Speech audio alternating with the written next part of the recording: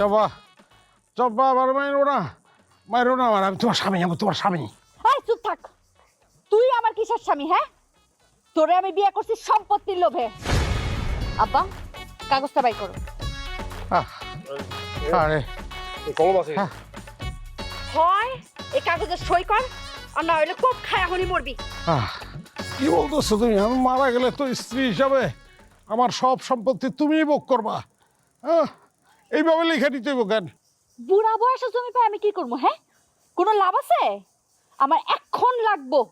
তুমি জমি নিবা, এটা আমার ভালো করে করলেই তো হয়, তাইলে তো আমি লিখে দিতে পারি। এইভাবে জোর জবরদস্তি করা এটা কি ঠিক হইতাছে? তুই যে কিপটা ভালো মতো করে তুই আমার কিচ্ছু দিবি? জীবনও তো দিবি না। আর তোর মা যতদিন বাইসা আছে এই বাড়ির একটা পাতাও আমার ধরতে দিব? হ্যাঁ, আর এই বাড়িতে তো আমি ফকিরের মতো থাকতে আসি নাই। তুই সই করবি নাকি কোপানি শুরু করবো আমি? ওরা নববধূ যে জমির জন্য স্বামীর সঙ্গে এরকম করতে পারে, এটা জীবনেও শুনি নাই। ওই চম্পা, ওই তো ভালো কথা মানুষটা রে, যাইরা কোপানো শুরু কর, দেখবি সুর করে সই করা শুরু করছে। আপনার শ্বশুর এগুলি কি করতেছেন আপনি? ওই সব কর।